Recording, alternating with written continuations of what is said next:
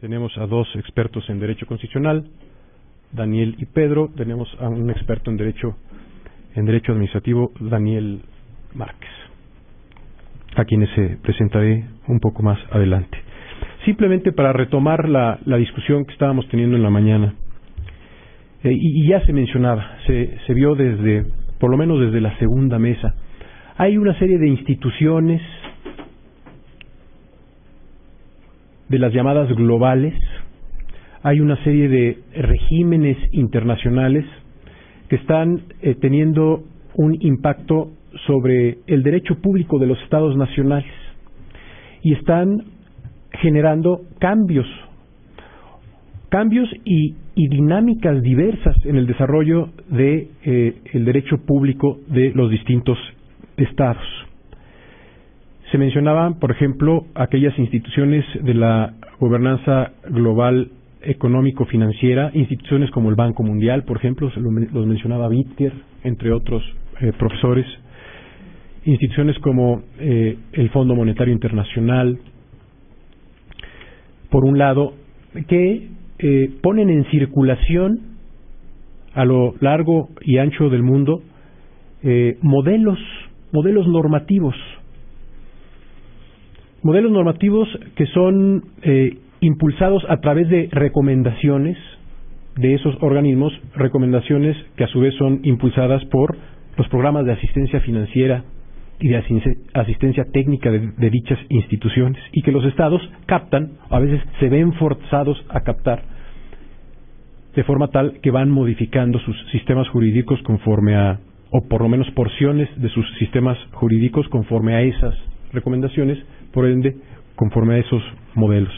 Se hablaba en la mañana también de la apertura a diversos tipos de regímenes internacionales. El más visible, el más discutido en la mañana fue el régimen de derechos humanos, ¿no? En el caso de México, el ingreso de lleno al sistema interamericano de derechos humanos. De eso se estuvo hablando en gran parte de la mañana, pero también otros regímenes internacionales que están teniendo un impacto en temas constitucionales y en temas administrativos.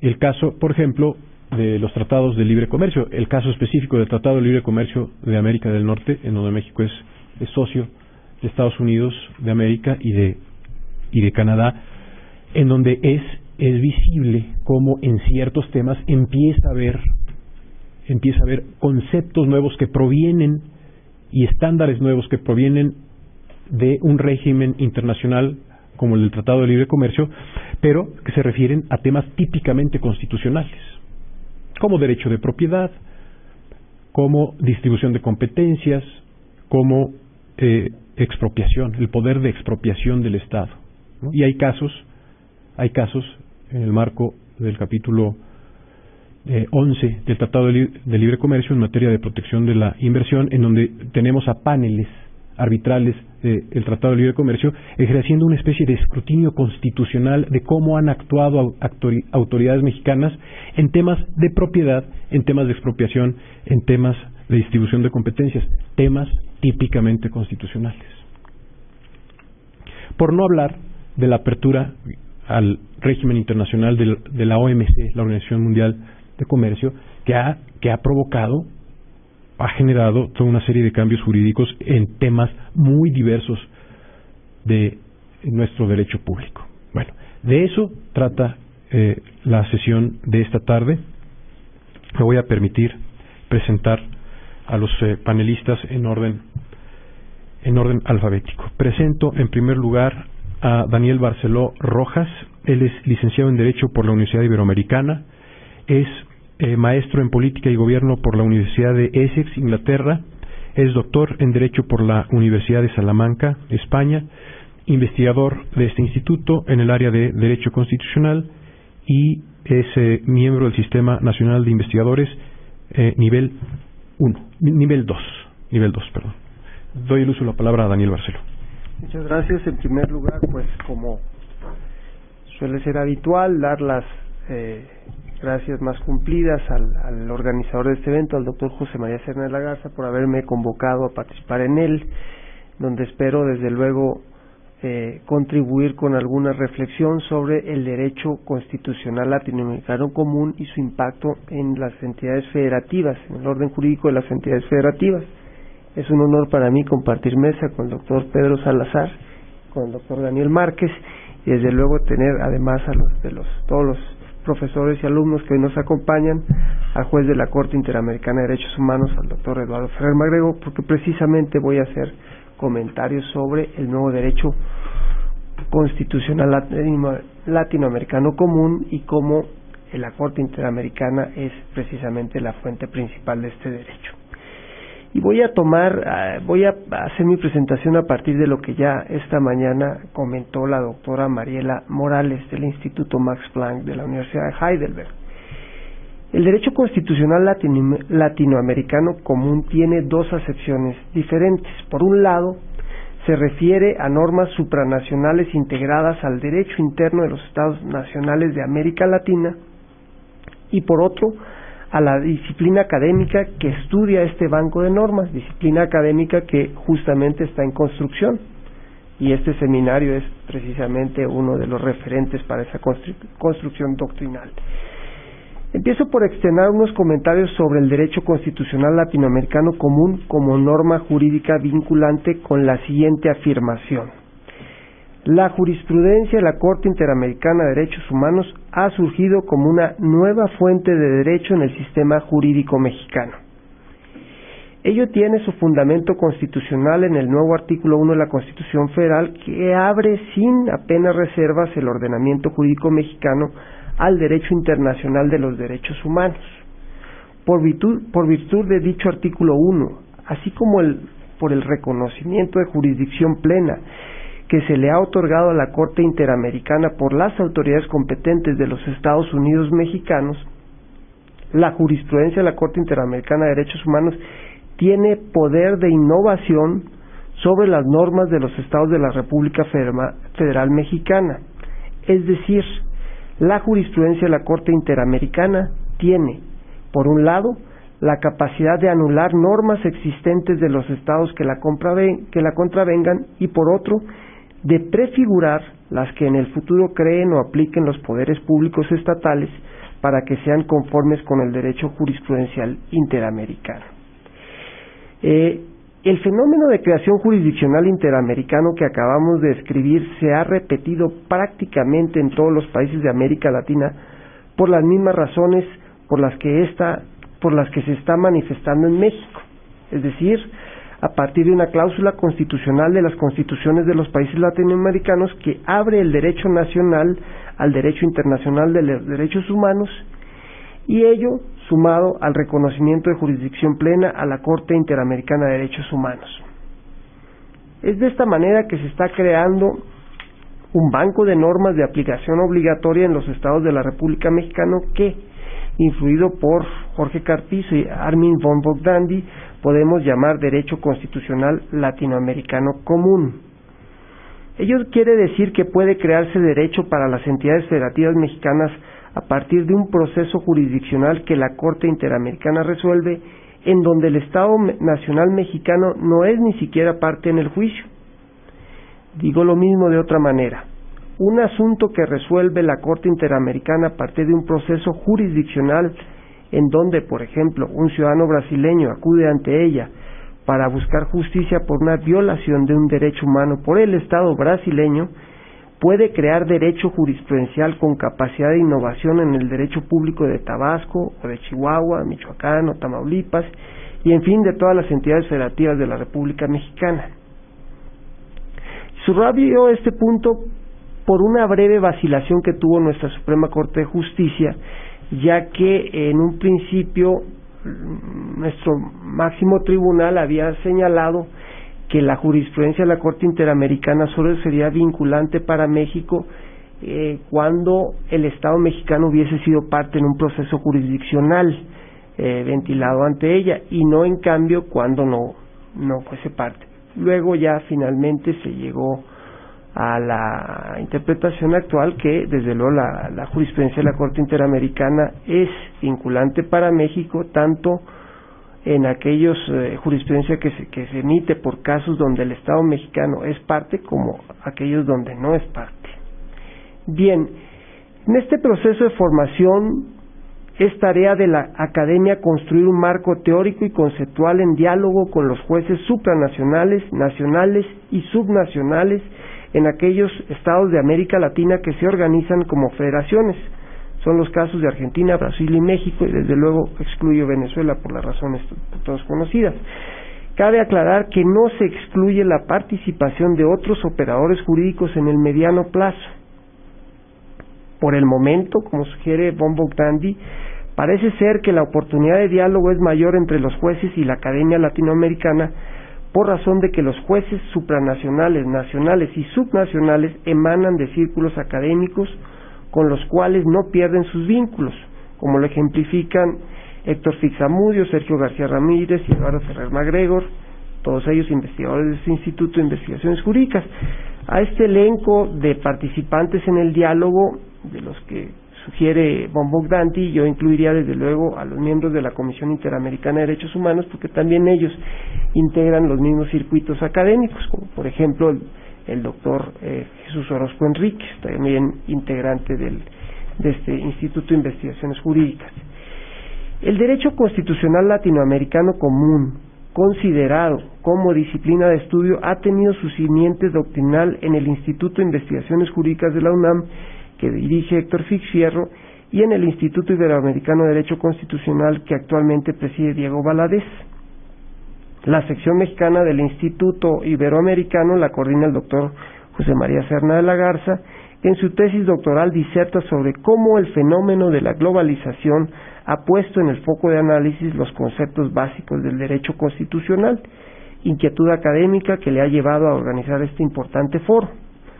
Ambos institutos, conjuntamente con el Instituto Max Planck de la Universidad de Heidelberg, se han propuesto, entre otras cosas, la formación de un nuevo derecho público, como disciplina que abarca el derecho internacional y el derecho constitucional como una sola disciplina. Ello obliga a la reflexión de nuevos puntos de apoyo teórico o la reformulación de los que nos han venido sirviendo en el pasado, como el de la soberanía nacional. Entre otras cuestiones se encuentra también cómo justificar un derecho constitucional latinoamericano común que descansa en jueces interamericanos sin legitimación democrática directa, pero que tienen poder de innovación mediante el derecho jurisprudencial que emiten. Este es un viejo problema de la teoría de la democracia representativa con el poder de creación otorgado a los jueces constitucionales, problema académico que ahora inevitablemente se traslada a los jueces de la Corte Interamericana de Derechos Humanos. Yo pienso que esta construcción doctrinal es posible y que no partimos de cero. La Academia del Derecho Internacional y la Academia del Derecho Constitucional han hecho por separado grandes aportaciones que, reformuladas a las nuevas circunstancias, pueden seguir sirviendo de guía, si bien, como ya dijimos, integradas en una sola disciplina de estudio, lo cual no es fácil, todo hay que decirlo. Desde el derecho constitucional pienso, por ejemplo, en espacios en los que, en mi opinión, no parece haber campo para cuestionar la legitimidad de los jueces de la Corte Interamericana de Derechos Humanos para construir, por derecho jurisprudencial, es decir, por golpe de jurisprudencia, un derecho constitucional latinoamericano común. En el tema de los derechos humanos suscribo totalmente la teoría de las minorías insulares que desarrolló el profesor norteamericano de Derecho Constitucional John Hart Ely a partir de la nota a pie de página de la sentencia Caroline Products de la Corte Suprema de los Estados Unidos de Norteamérica. En ella Ely afirma que los jueces no electos de manera directa por el pueblo son los que se encuentran en mejor posición institucional, precisamente por no ser electos en elecciones directas, para proteger los derechos de los migrantes. Los legisladores y los ejecutivos no tienen incentivos para apoyar a extranjeros que pasan por el territorio por la simple razón de que los extranjeros no votan. Los migrantes no tienen este derecho político en el Estado Nacional de acogida y por tanto son poco menos que invisibles en el orden de prioridades de actores políticos que piensan sus acciones en función de rendimientos electorales. Por ello, los jueces son sus mejores protectores. Sin duda, otro colectivo que no suele ser defendido eficazmente por el proceso político electoral son los indígenas monolingües, que no conocen las ofertas electorales que son presentadas por los candidatos en idioma español, y en fin, por los grupos sociales e individuos más vulnerables de las sociedades de los países latinoamericanos, los pobres. El derecho constitucional latinoamericano común no carece de sustento democrático porque al aplicarse en casos concretos de conflicto lo interpreten y creen jueces interamericanos que no proceden de elecciones populares directas. En primer lugar, habría que decir que los jueces interamericanos interpretan y aplican un derecho legislado interamericano, la Convención Americana de Derechos Humanos, que ha emanado del derecho constitucional de los Estados nacionales de la América Latina, de sus principios y valores que son comunes. En segundo lugar, debe ser señalado que el derecho legislado interamericano ha sido elaborado por autoridades con legitimidad democrática en sus respectivos estados, como en el caso de México, en el que participaron el Poder Revisor de la Constitución y posteriormente el Presidente y el Senado de la República. En tercer lugar, habría que decir que el derecho constitucional latinoamericano común, al momento de aplicación e interpretación, se forma de manera descentralizada. Esto es muy importante. Se forma popularmente, pues las causas son presentadas por individuos afectados por actos de autoridad que desde los diferentes países de América Latina hacen la valoración de los hechos y la interpretación de sus derechos humanos convencionales.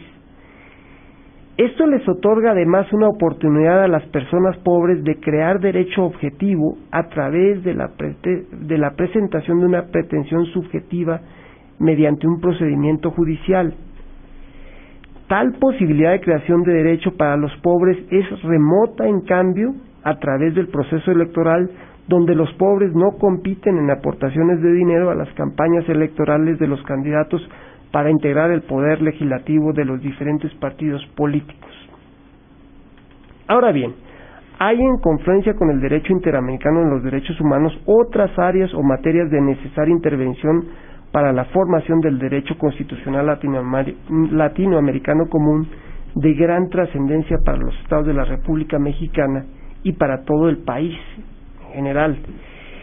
Entre ellas identifico el tema de la gestión y conservación de las aguas transfronterizas superficiales y subterráneas bajo la Convención sobre Aguas Transfronterizas de la Organización de Naciones Unidas, la Convention on Transboundary Waters, que actualmente se encuentra en proceso de firma por los Estados nacionales. Esta convención internacional sienta las bases para la regulación de los derechos y obligaciones de los Estados nacionales con respecto a ríos y acuíferos no superficiales que discurren entre las fronteras de dos o más países y los medios de resolución de conflictos.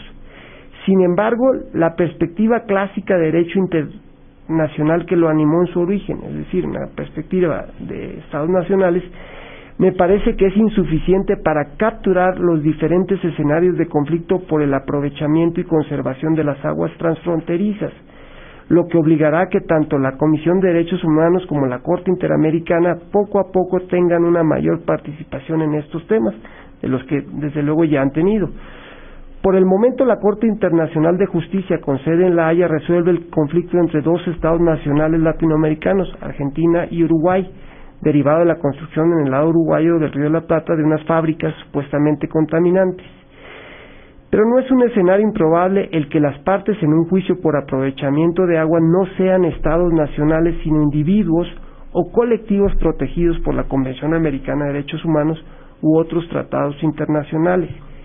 Pienso, por ejemplo, en los conflictos sobre el aprovechamiento del agua donde participan otros stakeholders, además de los estados nacionales, como los pueblos indígenas originarios de América.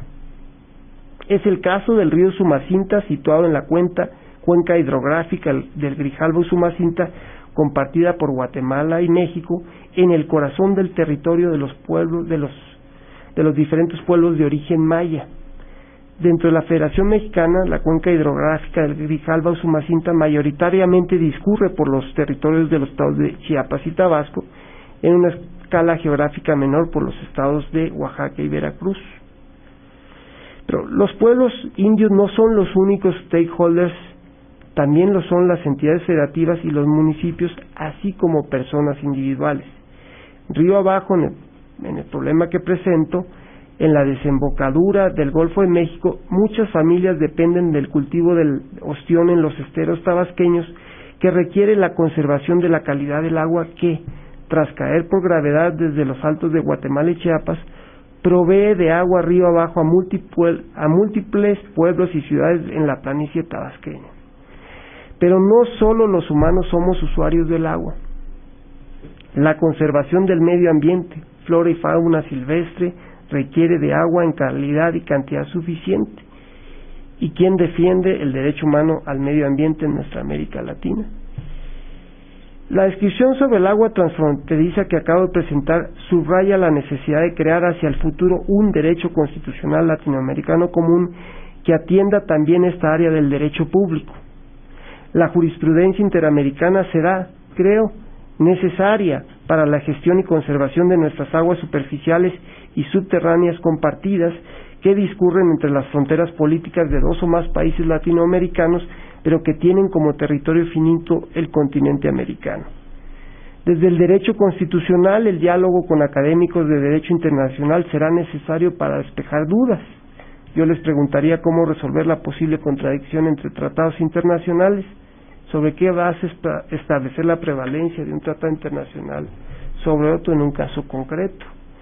Con todo, pienso que los principios escritos y no escritos del federalismo que se cultivan en el derecho constitucional han de ayudar a configurar el derecho constitucional latinoamericano común para prevenir la judicialización ante la Corte Interamericana de Derechos Humanos de situaciones que, como el derecho de aguas transfronterizas, se puede prever y encauzar por canales no jurisdiccionales. Llegados a este punto, es evidente que tenemos que ampliar el elenco de participantes sobre el diálogo de construcción del derecho constitucional latinoamericano común para incluir a operadores institucionales en sede ejecutiva que apliquen los principios de colaboración, subsidiariedad, solidaridad y lealtad federal. Creo también que una vez que lleguen a sede judicial, la solución de conflictos de aguas transfronterizas puede tomar del federalismo las enseñanzas del conflicto de leyes y en este contexto el principio de prevalencia del derecho latinoamericano común, cuando el principio de territorialidad del derecho internacional no permite una solución satisfactoria. Para concluir mi exposición, vuelvo al tema planteado en este seminario sobre gobernanza global y cambio estructural del sistema jurídico mexicano, para señalar que el derecho constitucional latinoamericano común tiene poder de innovación sobre el derecho público de los estados de la República Mexicana, incluyendo a la propia constitución de cada una de las entidades federativas. Condiciona al poder constituyente en los estados y desde luego a todos los poderes constituidos. De estos me detengo para hacer un breve comentario sobre el poder judicial de los estados. Uno de los grandes temas a considerar en la enseñanza del derecho constitucional latinoamericano común es la institución del precedente judicial, que no lo solemos estudiar o no lo solíamos estudiar mucho en las facultades de derecho mexicanas, porque se decía que el precedente judicial es una institución propia del common law. Pues bien, esto es inexacto. Es una institución por la cual operan todos los sistemas constitucionales de las democracias consolidadas, ¿no? Incluida la España de nuestros días, y hago este énfasis porque a veces se dice que provenimos de una cultura jurídica diferente, que no tienen el precedente judicial gran arraigo porque provenimos de la tradición española. Bueno, esto es así, de la tradición española del siglo XIX, pero no de la España post 1978, cuando España transita a la democracia constitucional. En este tema creo que el Instituto Max Planck puede ser de gran ayuda en el tema del precedente judicial, porque desde luego allá, siendo sede de una de las repúblicas federales donde los tribunales constitucionales de los Länders alemanes han sabido y podido aplicar el derecho de la Unión Europea a partir de la Carta de Derechos Humanos que les rige, pues esto nos puede servir de referente también en América Latina para orientar la forma en que nuestros jueces aquí en México, nuestros jueces locales, puedan llegar a aplicar el derecho interamericano. El llamado control difuso de constitucionalidad, que bueno, también en otros países, quizás Argentina también puede ser un buen referente, desde luego Brasil, pero Argentina ha elaborado bien el control difuso desde mucho tiempo atrás. Con esto concluiría mi presentación, a reserva de que haya preguntas que me permitan extenderme en algunos de los temas que les inquieten. Muchas gracias.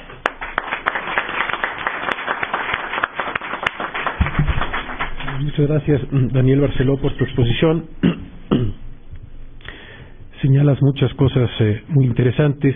Nos hablas de la Convención Americana de Derechos Humanos y la jurisprudencia de la Corte Interamericana como nueva fuente del derecho en el sistema jurídico mexicano e introduces un enfoque que a veces se pierde de vista por la tradición centralista en este país, el enfoque de las entidades federativas. Nos dices, hay una especie como de efecto irradiación, no lo dijiste así, pero lo sugeriste así, de la jurisprudencia de la Corte Interamericana hacia las entidades federativas y específicamente hacia los jueces locales, que ahora tienen un papel muy importante que jugar, dado este nuevo esquema que ha venido surgiendo de control difuso de constitucionalidad, convencionalidad desde hace algunos años. Los jueces locales participan en ese diálogo judicial que mencionaste. Dijiste, la academia tiene que generar doctrina, tiene que generar marcos de referencia para entender cómo es que se puede dar ese diálogo judicial, pero ese diálogo no es nada más o no involucra nada más a jueces federales, también involucra a los jueces locales, y eso significa que los jueces locales están en la tarea de construcción de un derecho común, un ius comune en materia de derechos humanos en América Latina, no nada más los jueces federales. Y este tema también interesantísimo de la cuenca hidrográfica del Grijalva, que nos recuerda que no nada más hay, hoy en la mañana se habló de pluralismo normativo, y todo el enfoque es como hacia arriba, no nada más hay un pluralismo supra,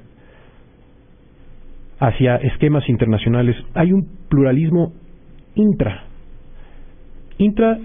primero porque somos república federal, pero segundo, mencionaste, hay pueblos indígenas con sus órdenes normativos, que también deben de ser considerados en ese esquema de pluralismo normativo que nos saca de la idea de un Estado que tiene un orden jurídico monolítico. Entonces, hacia arriba y hacia adentro tenemos ese escenario de pluralismo, lo cual nos lleva a reflexionar cómo es que se pueden generar conversaciones constitucionales constructivas tanto hacia arriba, o sea, supra, como intra, ¿no? Es uno de los temas pendientes de discusión y de avance por parte de la ciencia jurídica, dar respuesta a esa interrogante. Gracias, Daniel. Presento al otro Daniel de la mesa, Daniel Márquez Gómez. Él es licenciado en Derecho por la UNAM, es doctor en Derecho también por la UNAM, estudió la licenciatura en Filosofía aquí mismo en la universidad, está pendiente bueno, pues entonces ya es licenciado en Filosofía por la propia UNAM, investigador de tiempo completo en este instituto, es investigador nacional del nivel 2. Tiene el uso de la palabra Daniel Márquez. Muchas gracias. Siguiendo la tónica del agradecer, deseo externar mi agradecimiento al doctor José María Serna de la Garza, en principio por creer que un administrativista puede aportar algo en niveles de debate que a veces se cree que no son propios de nuestro campo de acción. Y en segundo lugar, pues la confianza de permitirme compartir mesa con personalidades del nivel de Pedro Salazar y Daniel Barceló. y por supuesto por la oportunidad de hablar hacia ustedes, mis colegas, mis grandes amigos y gente con la que espero entablar en el futuro un debate productivo. Cuando se me invitó a esta mesa, a esta clase de debate, me puse a pensar que en el derecho administrativo, desafortunadamente, ya no hay mucho que decir, está excesivamente globalizado. Los paradigmas de la posburocracia han impactado significativamente en el diseño de la administración pública, y el último reducto, que era una administración pública estructurada en términos de centralización, descentralización y desconcentración, se ha fracturado con la emergencia de estos órganos autónomos que empiezan a ejercer parcelas constitucionales reservadas en un principio al Ejecutivo, pero que generan una marcada distorsión en el contexto de la política nacional, sobre todo en el papel que tradicionalmente tenían las secretarías de Estado como instrumentos de la política y de la gestión que se asignaba por ley y constitucionalmente, en términos del artículo 80 constitucional, al titular del órgano ejecutivo. Eso me hizo pensar que quizás me estaba enfrentando a un problema de inexorabilidad.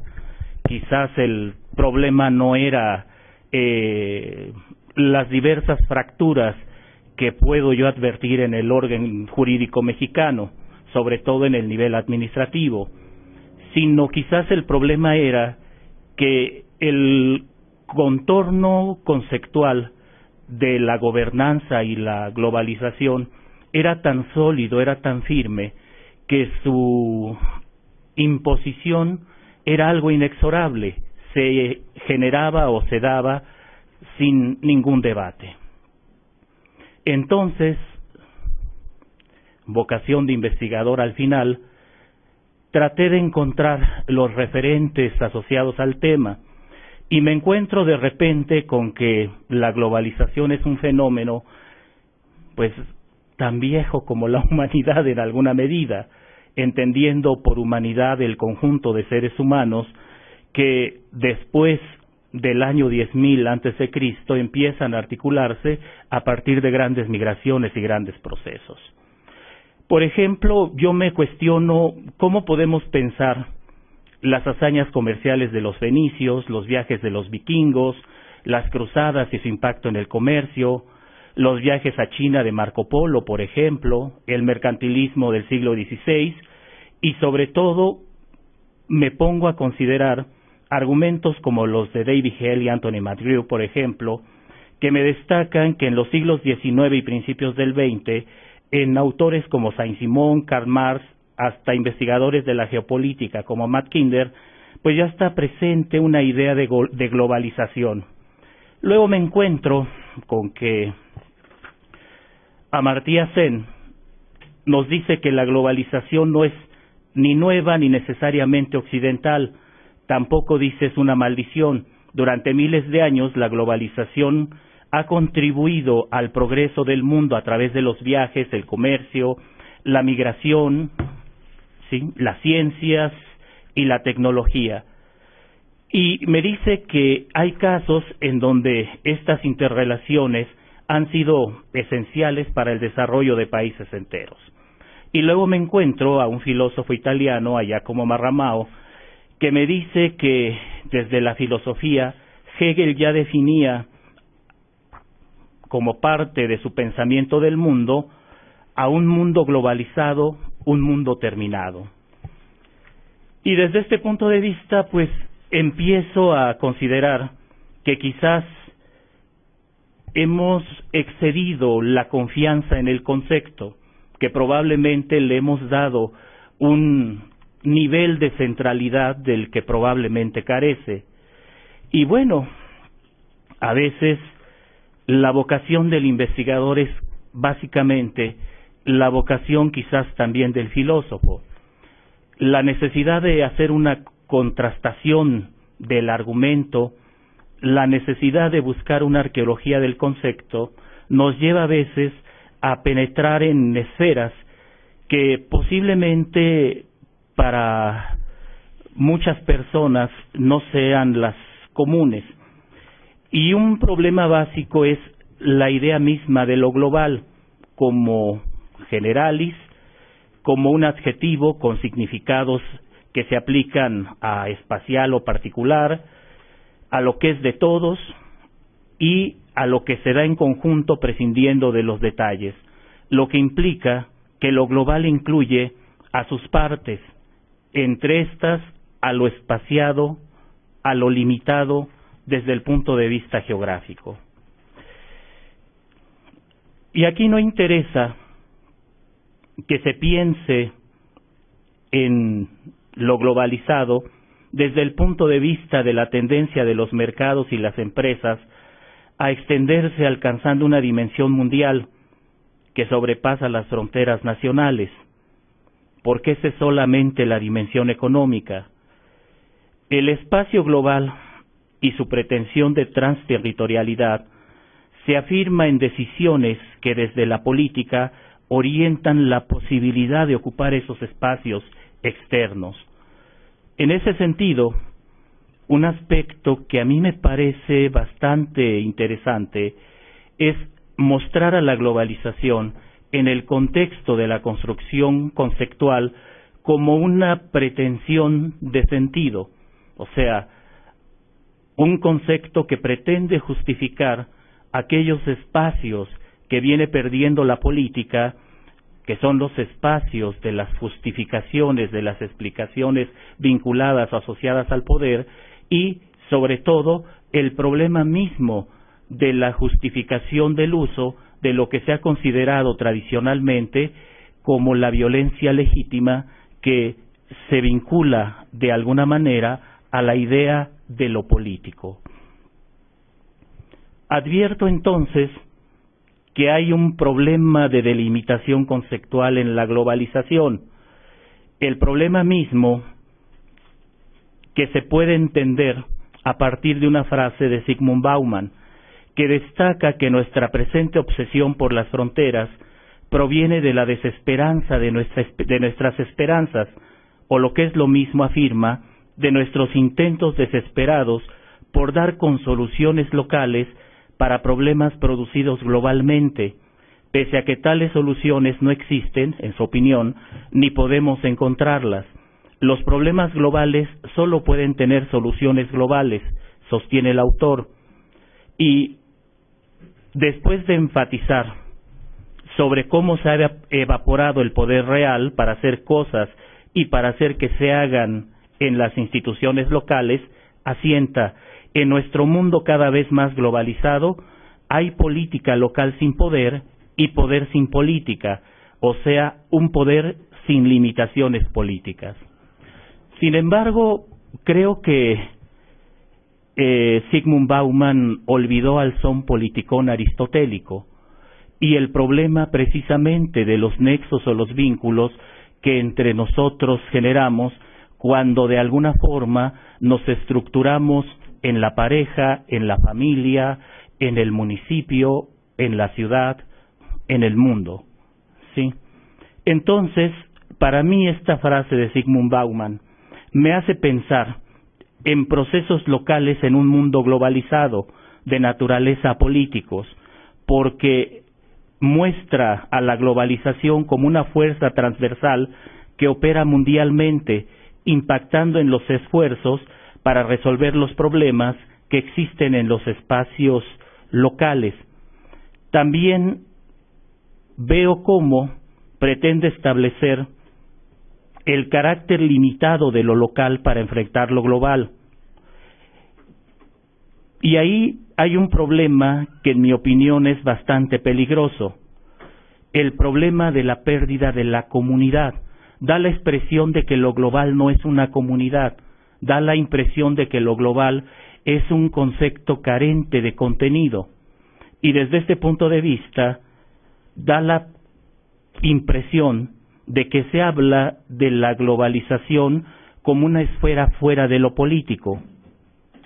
Sin embargo, ¿cuáles son los problemas reales que nos presenta la globalización? Sin que considere que la lista es exhaustiva, puedo destacar, por ejemplo, el desplazamiento de la idea de soberanía política de los estados y de los pueblos a organismos internacionales o supranacionales, por supuesto, la presencia de mercados supranacionales, la emergencia de las tecnologías de la comunicación y la información y la dilución de las fronteras, los grandes flujos migratorios, la crisis constante en lo económico y lo social, la pérdida de sentido en las ideologías por su volatilidad y la necesidad de su rápida rearticulación, el paradójico tránsito del mercado, lo global, al sujeto, lo local, una pérdida significativa de la certeza y la estabilidad conceptual y, por supuesto, la transformación continua de los espacios administrativos, públicos y privados, trascendiendo su espacio natural, o sea, trascendiendo el espacio de la institucionalidad. Entonces, destaco que la globalización tiene un fuerte impacto en lo político, si quieren ustedes normativo, económico y cultural, pero también tiene un pobre papel en las determinaciones sociales, lo que involucra ya el problema de las identidades y su significación democrática. Quizás, opino yo, esto se deba a la fuerte contradicción que incorpora. La pretensión global contrasta con los problemas locales. Lo global se diluye siempre en lo local, o para decirlo en otros términos, se diluye en el ser humano con sus alcances y sus límites. Este ser humano, que es el sujeto y objeto de lo global, ese individuo pertenece siempre a un espacio. No importan los viajes ni la tecnología, ese individuo es siempre local, siempre permanecerá delimitado de manera biotemporal. Entonces, para mí, el problema de lo global se puede, en alguna medida, argumentar o reargumentar, si lo quieren ver así, con la idea de la cabeza de Jano y sus dos rostros, el que conoce lo pasado y lo porvenir. Este Jano es el sol que por las mañanas abre las puertas del día y las cierra por la tarde. También se le llamaba así porque presidía el primer día del año y el principio del siguiente. La globalización mira de un lado a la generalidad, a lo mundial, a lo universal, pero por el otro pone el acento en la particularidad, en lo local o individual. De alguna manera también lo global cierra la puerta a una época, la del Estado-nación soberano, y la abre para el Estado desterritorializado y fragmentado identitariamente. Regreso a Giacomo Marramao, por ejemplo, y este autor se muestra incrédulo sobre la pertenencia única de las identidades a lo local y de los intereses económicos y materiales a lo global. Afirma que no cree en la lectura reduccionista de la globalización como posición entre el Jihad Grol y el Mat Grol. Considera que ambos elementos, intereses e identidad, cortan transversalmente tanto a lo local como a lo global y entran en consecuencia dentro del fenómeno de lo que él llama la glocalización, glocalización, que es la nueva dimensión de lo político dentro de lo local. Y así, dice él, se presenta como entrelazamiento y acción recíproca como un auténtico cortocircuito, porque se ha saltado el eslabón intermedio del flujo de interconexiones entre lo global y lo local, que era el Estado-nación, que por su crisis de legitimidad ya no logra funcionar como eficaz regulador entre la ciudadanía y la élite que gobierna. Tengo un poco más de argumentos asociados o vinculados a la gobernanza como técnica de control. Hago un análisis de los problemas que en mi opinión incorpora este concepto y las problemáticas que en alguna medida pueden vincularse o asociarla al problema de la gobernabilidad, no importa cómo se adjetive, y sobre todo les destaco que a pesar de su diferenciación semántica, las nociones de gobernabilidad y gobernanza no aportan per se soluciones a la institucionalidad de una nación. Son únicamente conceptos que pretenden explicar determinado sector de fenómenos de la realidad. En este contexto, en mi opinión, asoma en la cabeza el viejo concepto de política, decantado como el conflicto sobre la asignación de valores consustancial a cualquier sistema de organización, aunque se le denomine sistema de gobernanza, y no importa que la adjetivemos como global o como se nos antoje, ¿sí?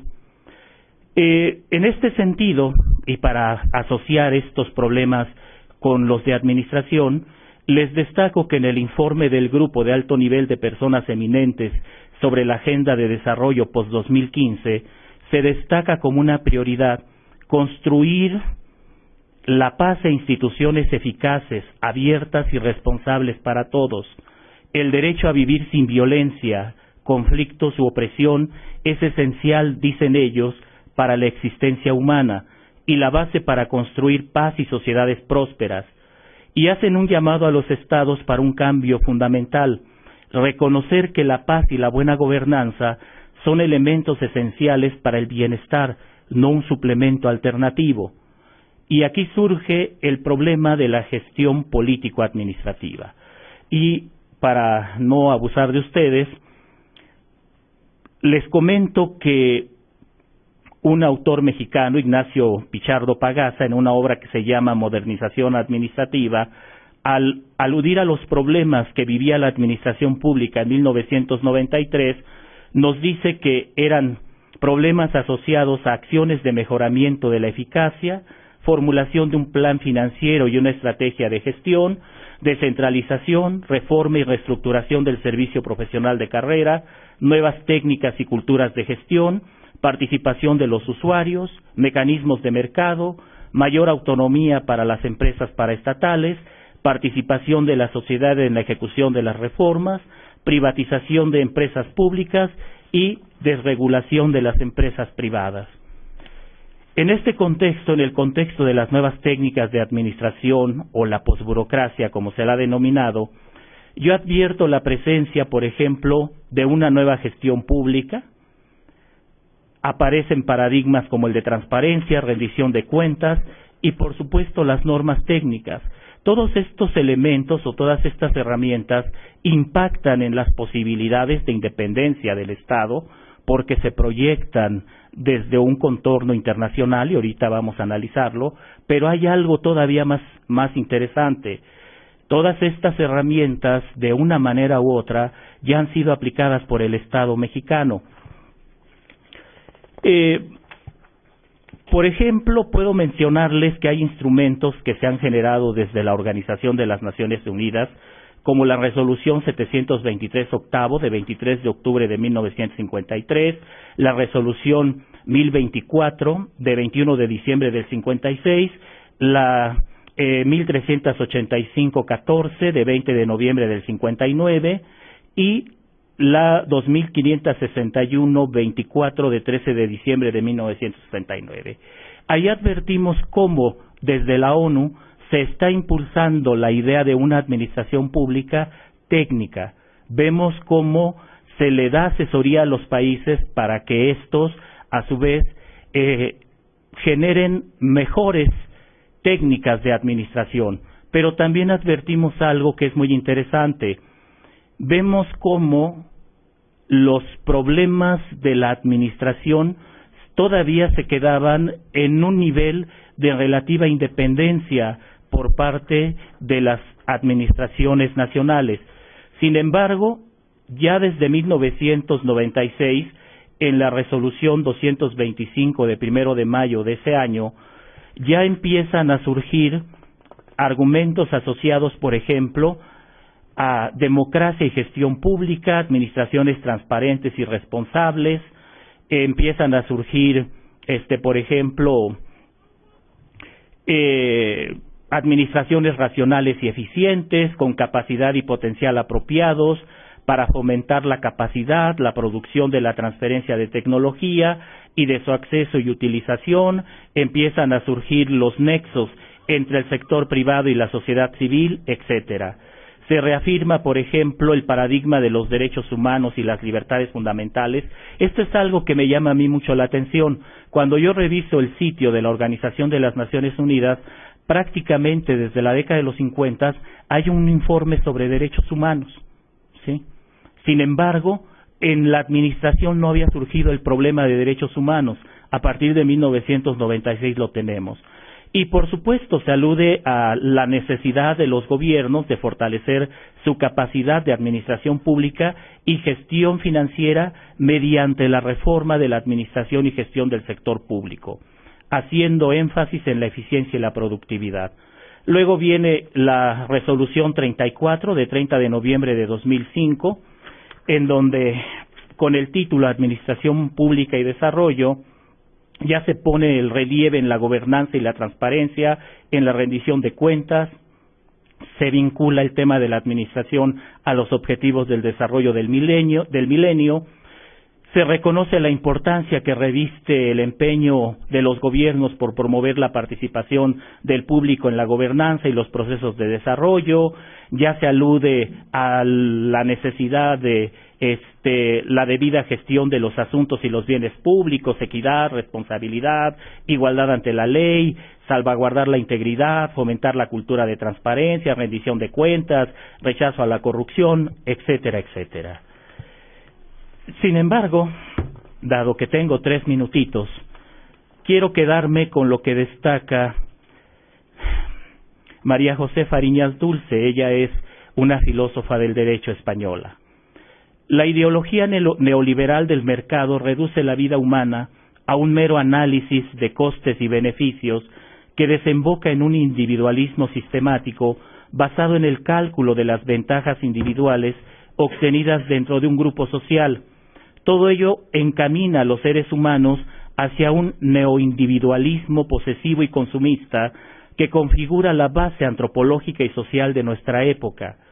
Lo más preocupante es que el neoindividualismo privatista aspira a convertirse en una nueva ética universal y homogénea, perfectamente difundida por los monopolios mediáticos.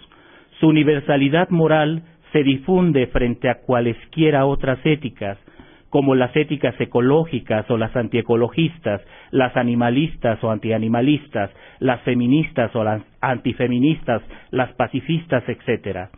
En una palabra, dice ella, estamos ahora ante la universalización de un individualismo ya anunciado por Thomas Hobbes, que se basa en el criterio del imperio de la ley del más fuerte y abandona a los seres humanos a su insegura gestión de los riesgos de alimentación, salud, educación, vivienda, trabajo y condiciones del mismo, vejez, enfermedades, discapacidades y seguridad. El neoindividualismo destruye la dimensión colectiva, solidaria y democrática de las relaciones sociales, rompe los vínculos de integración e instala a los seres humanos en una cultura de la satisfacción y del consumo inmediato. De ahí deriva la paradoja central de nuestras sociedades globales. En el momento en que la economía de libre mercado se mundializa y se transforma de modo acelerado gracias al uso de nuevas tecnologías y de medios de transporte y comunicación, el ser humano deja de proyectarse hacia el futuro, pierde elementos de seguridad, de identidad de clase y busca un fundamento en el pasado, en un deseo ahistórico, en identidades perdidas o en nuevas y a veces lejanas espiritualidades religiosas. Creo que, y concluyo con esto, la invitación que se nos hace es a no aceptar de manera crítica cualesquiera de los conceptos que se asocien o se vinculen a maneras de entender el mundo en donde se disfraza precisamente la presencia del poder y de la política. Muchas gracias.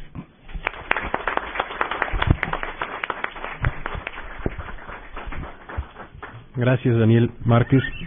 Pues dividiste tu ponencia en 2 partes.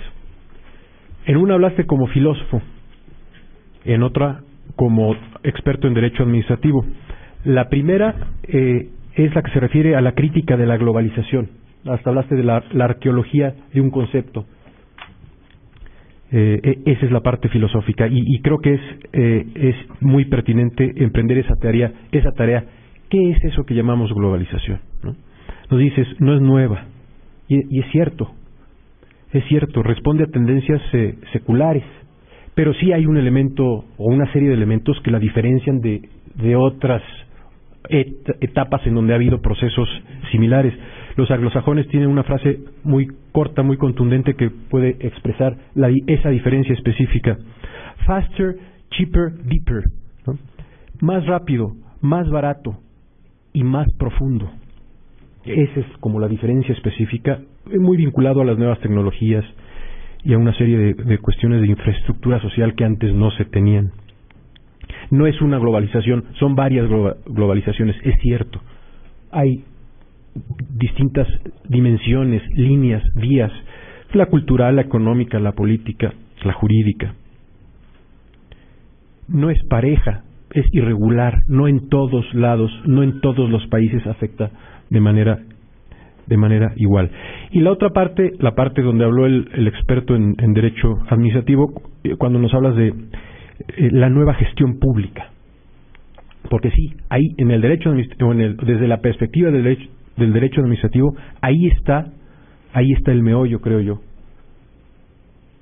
La globalización o parte de eso que llamamos la globalización está promoviendo una reestructuración de las relaciones entre el mercado y el Estado, y parte de esa reestructuración implica un nuevo tipo de administración pública, incluso una transferencia de poder y potestad pública del Estado hacia privados, privatizaciones, desregulación, contractualización de servicios públicos, y ahí es en donde surge esa propuesta de un nuevo derecho administrativo, que se fije que el poder administrativo está siendo ejercido no nada más por entes públicos bajo el antiguo esquema, sino que en el nuevo esquema son actores privados los que tienen potestad administrativa por delegación del propio Estado. Eso es parte de la nueva gestión pública, que es un modelo que está circulando en el mundo, promovido por ciertas instancias que impulsan esa reestructuración entre el Estado y el mercado. Presento a continuación a Pedro Salazar. Es licenciado en Derecho por l'ITAM, doctor en Filosofía Política por la Universidad de Turín, Italia, investigador de tiempo completo en este instituto, está adscrito al área de Derecho Constitucional, forma parte del Sistema Nacional de Investigadores nivel 3. Pedro, tienes el uso de la palabra. Muchas gracias, José María. Muy buenas tardes tengan todas y todos ustedes. Para mí es un gusto estar en este seminario, participar ante este auditorio y sobre todo haber sido invitado por José María Serna, quien en verdad felicito por esta iniciativa. Y lo felicito por 3 razones. Uno, por la pertinencia y la importancia del tema que nos convoca. La segunda, porque tuvo, José María, no sé si esto se haya dicho en la mañana, no lo recuerdo, pero tuvo el tino, la generosidad y al mismo tiempo el descaro, hay que decirlo, de mandarnos materiales a los colegas para que leyéramos sobre este tema, para que pensáramos nuestras intervenciones con una base de información de especialistas y especializada en la materia, y eso pues fue una oportunidad para aprender, fue una oportunidad para pensar y fue una oportunidad para mirar temas nuevos, pero también para pensar los temas en los que decimos ser expertos desde una perspectiva renovada. Y en ese sentido, en verdad, José María, muchas gracias. Y gracias también por haber hecho un evento en el que la convocatoria en su mayoría reunió a investigadores e investigadoras de este Instituto de Investigaciones Jurídicas. Ha sido un encuentro en el que gran parte del plantel académico de este instituto hemos tenido la oportunidad, y seguirá siendo así el día de mañana, de participar en el seminario. Gracias, en verdad. Para mí también es un honor, y lo quiero decir, compartir mesa con los 2 Danieles, con quienes además tenía tiempo que no estábamos en una mesa conjunta, y en el caso, por una cuestión meramente de especialidad, de Daniel Barceló, pues bueno, suelo coincidir en varias cuestiones y hoy casi coincidiré en el tema, y bueno, eso es inevitable. Quiero decir 2 cosas como premisas para la intervención que pienso hacer en los siguientes minutos. La primera es que, como ya decía ahora José María Serna, tiene razón Daniel Márquez al advertir que la globalización, la mundialización, la conexión de fenómenos sociales, políticos, jurídicos, económicos, no necesariamente es algo nuevo, pero me parece que sí hay razones para encararlo, al menos desde el punto de vista del derecho, con una perspectiva renovada. Al menos en el ámbito de lo que yo hago, que es derecho constitucional, en los últimos años han habido distintas razones que nos han obligado a tomarnos con mayor seriedad al derecho internacional y no como un fenómeno de estudio, digamos, inconexo con nuestra actividad medular, sino como un fenómeno directamente conectado con la materia y con el trabajo que hacemos los constitucionalistas. De hecho, nos ha obligado a los abogados y a las abogadas algo a lo que no estábamos acostumbrados, que es a mirar el fenómeno jurídico con una perspectiva multidisciplinaria. Estos fenómenos que nos convocan el día de hoy, que ocupan la atención desde hace tiempo de José María Serna, son fenómenos que requieren la combinación de la visión jurídica, pero también con la visión politológica, con la visión económica, con la visión sociológica, porque al final nos recuerdan que estos procesos son procesos que se mueven no solamente a distintos niveles, sino que también en varias dimensiones. De hecho, la construcción de los eslabones que explican por qué los constitucionalistas nos hemos tenido que meter en este tema y los que nos dedicamos a democracia y derechos humanos sobre todo, es una construcción que, si pensamos en México, evidencia esta conexión de distintos autores. Permítanme narrar algunas etapas que además sé que ya en la mañana Mariela Morales hizo alusión a las mismas y de alguna forma, hace algunos minutos, Daniel Barceló también.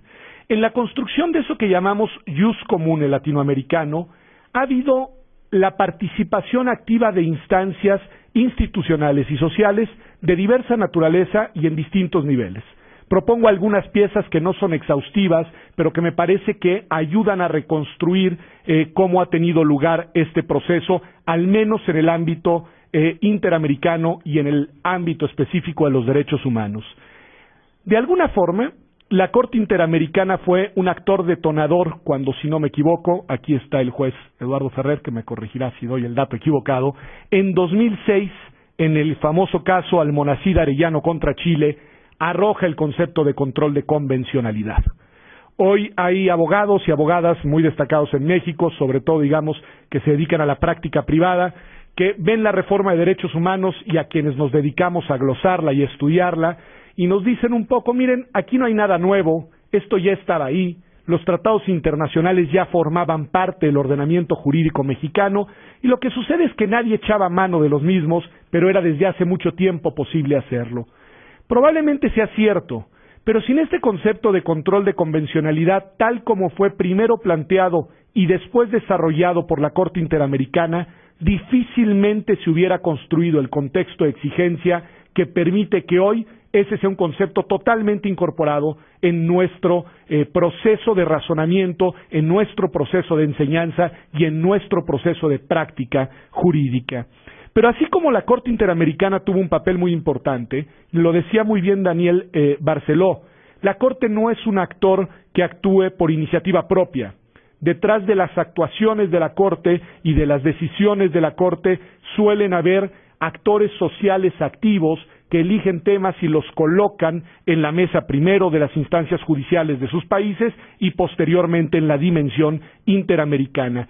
Y digo esto porque otro caso muy importante para México, que fue el ahora famoso caso Rosendo Radilla de 2009, solo se puede entender si miramos también la dimensión de los actores sociales que decidieron impulsar ese caso y llevarlo al sistema interamericano. Es decir, no solo la dimensión institucional, sino también la dimensión social ha jugado una dimensión protagónica en este proceso.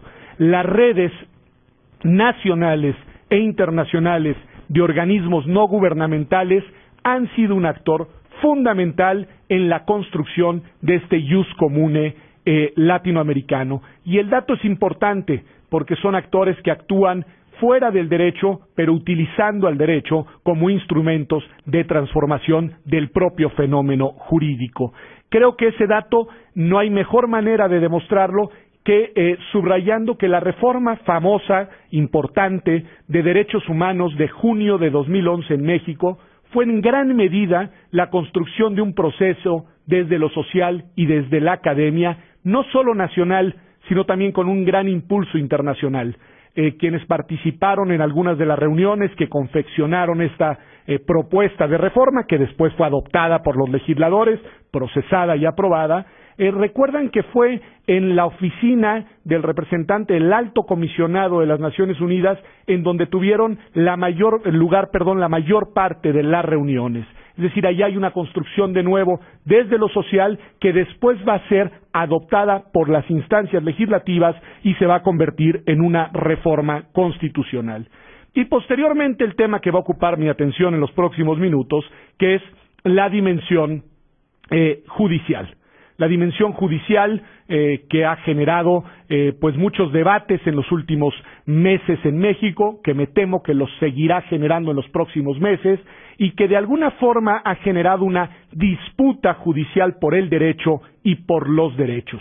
Creo no exagerar al decir que hoy nuestro Poder Judicial Federal, al menos, y supongo que también los poderes locales, vive una profunda división de adaptación a la manera de interpretar y entender esta reforma. Creo que esa división es muy palpable en el seno de la Suprema Corte de Justicia de la Nación, y lo que trae sobre la mesa son grandes interrogantes de cómo en efecto vamos a reestructurar y adaptar el ordenamiento jurídico nacional a los desafíos que le supone esta conexión, vinculación, comunicación, interacción con otras instancias de carácter internacional. Yo tengo para mí, probablemente me equivoque, que por ejemplo el importante espaldarazo que dieron las Naciones Unidas, la Organización de las Naciones Unidas, a la Corte Mexicana hace algunas semanas, y que se aludió hoy de manera reiterada en la mesa inaugural, tiene que ver precisamente de nuevo con un apoyo, con un respaldo a una agenda que tiene una dimensión muy importante sustantiva por ser de derechos humanos, pero que también tiene una importante dimensión internacional. Y ahí un actor tan importante como la Organización de las Naciones Unidas decide jugarse para impulsar a un lado de la Corte, que es el que está comprometido con esta agenda. Me parece que es otra buena muestra de cómo lo local juega, interactúa con una enorme relevancia, con mucha importancia desde lo internacional. Lo que haré en los próximos minutos, seré muy puntual en el tiempo, es reconstruir críticamente y sobre todo viendo qué se puede encontrar como vetas de oportunidad, lo que hoy Eduardo Ferrer llamaba, creo que con mucho tino, el preengrose de la Corte en la famosa discusión de septiembre del año pasado en el amparo 293-2011. Les recuerdo de qué se trata y vamos a ver por qué es tan importante. Ustedes recordarán que en 2013, el año pasado, en septiembre, hubo una discusión muy importante en el seno de la Corte para resolver dos contradicciones de tesis. Voy a partir de la principal, que fueron una contradicción de tesis entre dos tribunales colegiados, el séptimo en materia civil y si no me equivoco, el cuarto en materia laboral, por acá lo tengo, el primero también en materia administrativa y del trabajo, que habían tenido criterios contradictorios en dos puntos. Estas contradicciones vienen desde el 2008, es decir, antes de la reforma de derechos humanos de 2011, pero los dos puntos ya tenían que ver directamente con nuestro tema. Una discusión era que tenían distinta interpretación de cuál era la jerarquía de los tratados internacionales al interior del ordenamiento jurídico mexicano. Y la segunda discusión era de cuál debía ser el alcance de las sentencias de la Corte Interamericana en el ámbito nacional. Sobre el primer punto, un tribunal sostenía que los tratados internacionales, todos, al igual, estaban parejos, por debajo de la Constitución y por encima de las leyes. El otro tribunal, en cambio, un tribunal ya visionario, progresista, de avanzada, sostenía que aquellas normas de derechos humanos contenidas en tratados internacionales debían considerarse constitucionales. Una clara contradicción de dos interpretaciones, ambas del 133 constitucional. El otro punto de disonancia, de discordancia, de discrepancia, tenía que ver con que uno de los tribunales decía que las sentencias de la Corte Interamericana, su jurisprudencia, eran meramente orientadoras. Eran, digamos, como pistas que podían seguir los jueces, pero que desde ninguna perspectiva les resultaban vinculantes. El otro tribunal, en cambio, sostenía que no, que se trataba de criterios jurisdiccionales de carácter vinculante. Estas dos eran los dos corazones de la controversia que resolvió la Corte. Hago un paréntesis para decir que digo que es un preengrose, porque por ahí se filtró como el bueno, yo así lo descargué, así lo leí, así lo estudié. Sabemos que sí viene de la Corte, pero al parecer todavía no está totalmente avalado, al menos no por todos los ministros. Entonces las reflexiones que haré tienen como base un documento que proviene de la Corte, pero que no es necesariamente la versión final, definitiva, que se hará pública, suponemos, en las próximas semanas. ¿No? Hago esa premisa como advertencia. Bueno. A ver, quizá vale la pena recordar qué había dicho la Corte sobre el tema de jerarquías, porque esto nos recuerda que sí, mucha globalización y demás, pero en este tema hemos tenido, digamos, una discusión sin resolverse de pronóstico reservado, pero además de hace 2 días. Es decir, en 1991 la Corte había dicho que las leyes y los tratados internacionales, todos, sin distinción, las leyes federales, tenían el mismo rango. Es decir, trataba a los tratados internacionales como leyes. ¿Sí? En 1998 hubo un cambio. Lo que dijo la Corte es no, la Constitución es la norma suprema y por debajo de la misma se encuentran los tratados internacionales, también sin distinguir materias, y por debajo de los tratados, dijo la Corte, se encuentran las leyes federales. Se refería únicamente a las leyes federales, es el famoso caso de controladores aéreos, un amparo conocido, famoso. Después, en 2002, la Corte hizo una precisión a su interpretación que no cambió la lógica de las jerarquías, pero sí puntualizó, creo que de manera correcta, su interpretación. Dijo, la Constitución va primero, en segundo nivel van los tratados internacionales, sin distinción, y en tercero precisó las leyes generales, federales y locales. Es decir, amplió el conjunto de marco secundario, legislación secundaria, en el tercer nivel de jerarquía. Bueno, ahora todo indica, porque eso se discutió, eso se votó, y eso dice este preengrose, que habrá un cambio relevante en la interpretación de la Corte en materia de jerarquía y, como dice el mismo documento, también en materia de supremacía constitucional.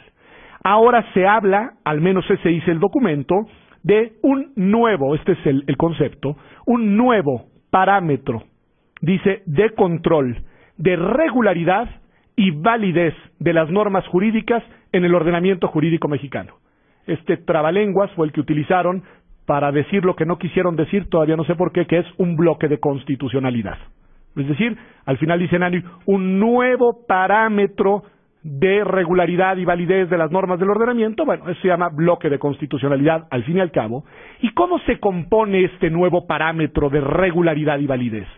Lo que nos dicen es que está compuesto por las normas constitucionales, entiendo yo que no solo las de derechos humanos, sino por lo que llamamos Constitución, pero también se compone a partir de ahora por todas las normas materialmente de derechos humanos que se encuentren en cualquier tratado internacional firmado por el Estado mexicano. Es decir, la materia que se incorpora a este nuevo parámetro es la de derechos humanos, sin importar cuál sea la materia del tratado en el que se encuentren, lo cual significa una ampliación significativa del contenido, digamos, constitucional convencional. Este nuevo parámetro se va a integrar por estos nuevos elementos. Un dato muy importante es que la jerarquía normativa sigue estando vigente, al menos eso dicen los ministros. Lo que sucede es que cambia cuál es la norma suprema, que será este nuevo parámetro, y ya por debajo del mismo se encuentran los tratados internacionales y las leyes generales, locales y federales. Es decir, los tratados internacionales siguen siendo de segunda jerarquía normativa, pero las normas en materia de derechos humanos contenidas en los mismos pasan a este nuevo conjunto normativo. Dato relevante, nos dice la Corte, dentro de este parámetro no hay lógica de jerarquías. ¿Qué quiere decir esto?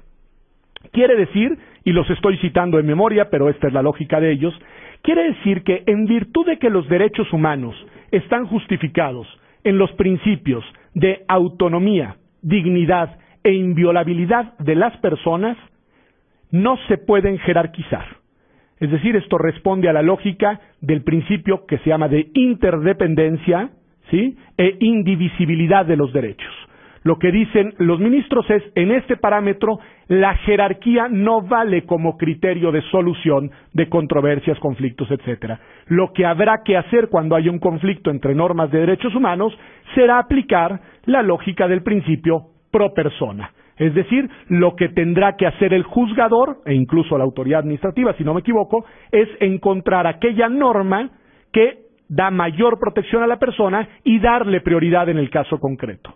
Bueno, esta es una transformación muy importante para el tema que nos ocupa, porque lo que supone es en verdad una incorporación en el máximo nivel normativo de normas de origen internacional en materia de derechos humanos que además no son desplazadas por normas de naturaleza nacional, salvo en el caso de que estas segundas brinden mayor protección a las personas.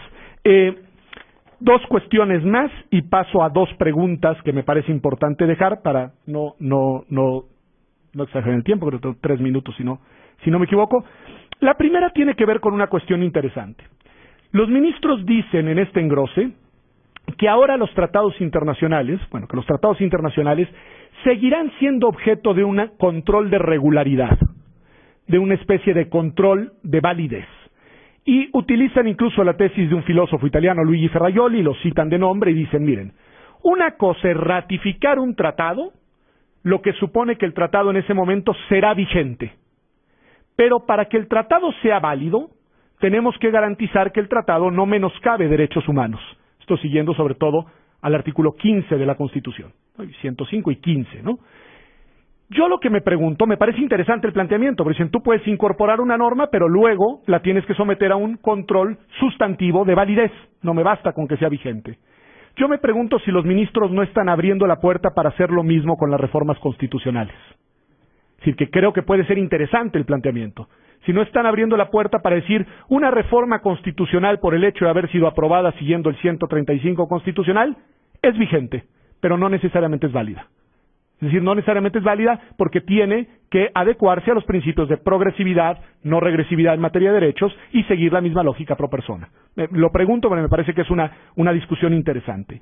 Otro tema importante que creo que vale la pena advertir es que los ministros, cuando responden al segundo tema, ¿cuál es el carácter y rango que tendrá la jurisprudencia de la Corte Interamericana de los Derechos Humanos ahora en México? Daniel Barceló ya lo advertía, creo que continuo. Dicen, toda la jurisprudencia, independientemente de si proviene de un caso en el que el Estado mexicano fue parte o no, será vinculatoria. Y aquí hacen una distinción que a mí no me queda del todo clara, y miren que le he puesto de cabeza por todos lados desde que empezaron a discutir. Dicen, una cosa es que una jurisprudencia sea vinculatoria, como lo es la interamericana, y otra cosa es que sea obligatoria, como es la jurisprudencia nacional. Me parece que la lógica que sigue esto es más o menos la siguiente. Dicen, si es jurisprudencia nacional, obliga a los jueces, lo que quiere decir que tienen que adecuar su decisión al sentido de la jurisprudencia aprobada, vigente. En cambio, en el caso de la jurisprudencia interamericana, lo que tienen que hacer, es interpretación mía, lo que tienen que hacer es tomarla en cuenta, es vinculatorio considerarla, es vinculatorio razonar a partir de la misma, pero es posible apartarse de la misma argumentando las razones por las que te apartas.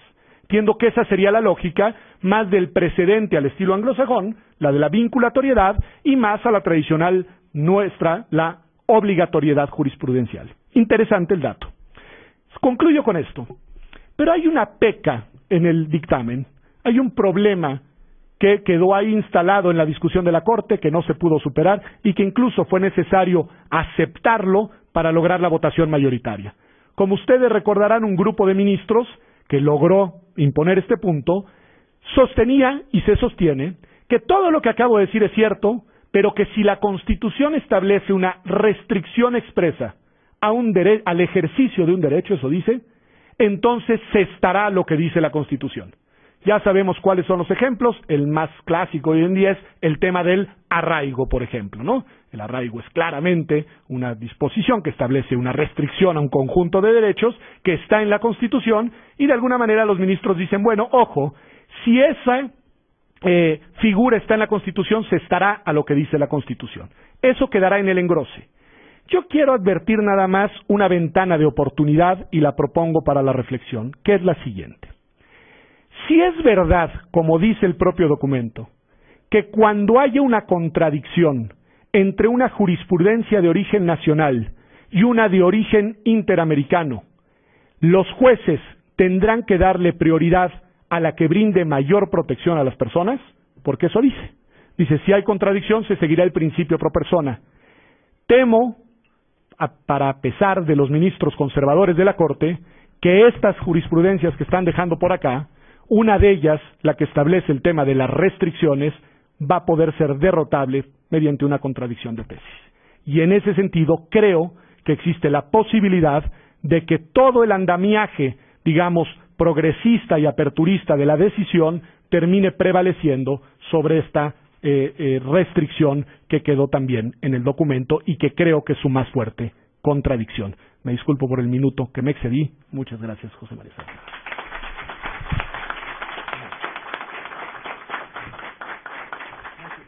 Gracias, Pedro. Gracias, Pedro, por tus reflexiones. Muy ricas, como siempre, en conceptos. Nos das un muy buen ejemplo para entender parte de lo que es la gobernanza global. Cuando nos explicas, a ver, ¿quién define los derechos? ¿Cuáles son los derechos humanos vigentes en este país? ¿Y cuál es el contenido de esos derechos? Antes hubiéramos dicho, pues los definen los órganos que aprueban los tratados y luego los jueces que desarrollan los contenidos de los mismos. Esos definen cuáles son los derechos y esos actores son los que definen sus contenidos. Pero resulta que ahora son jueces nacionales, sí, y jueces internacionales, interamericanos. Resulta que son órganos internos del Estado, sí, pero también son instituciones intergubernamentales que participan en el proceso de definición de esos derechos y sus contenidos. Son también redes transnacionales de defensa de derechos, ONGs globales, ONGs locales, clínicas de litigio estratégico locales vinculadas con clínicas de ese tipo de corte global, instituciones académicas que están organizadas en redes. Entonces, ¿quién define cuáles son los derechos y cuáles son sus contenidos? Pues es toda esta pléyade de actores que incluye actores estatales y actores no estatales, en un proceso muy complejo, de interacciones muy complejas que apuntan hacia la definición de los derechos. Eso es parte del concepto de gobernanza global precisamente, o por lo menos una de sus vertientes. Y luego esto que mencionas, estaremos muy atentos al engrose. Yo no sé por qué se resisten a emplear el concepto de bloque de constitucionalidad, ¿no? Y le buscan ahí algo tan barroco como esto que mencionaste, no sé si lo tomé bien, nuevo parámetro de control de regularidad y validez de las normas jurídicas en el ordenamiento jurídico. Todo eso tan largo que en América Latina se ha ido imponiendo como el concepto de bloque de constitucionalidad y todo mundo sabe a qué nos estamos refiriendo. Entonces ahí puede haber algún tipo de confusión. Y también el énfasis, mencionaste el concepto, el principio pro persona para resolver conflictos de normas dentro del bloque. Yo no sé si en el engrose se vaya a hablar del otro principio que creo que se está olvidando, que sirve para armonizar normas dentro del bloque, que es el de interpretación conforme, ¿no? Entonces vamos a estar atentos a ese engrose que acabas de mencionar. Muchas gracias por tu intervención de nuevo. Pues no han llegado preguntas, estamos ya sobre el tiempo. Si alguno de los ponentes quisiera hacer algún comentario, sería bienvenido.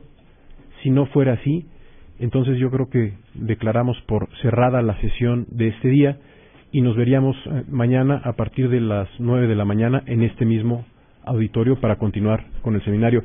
Muchas gracias a los ponentes y a ustedes por su atención y participación. Gracias.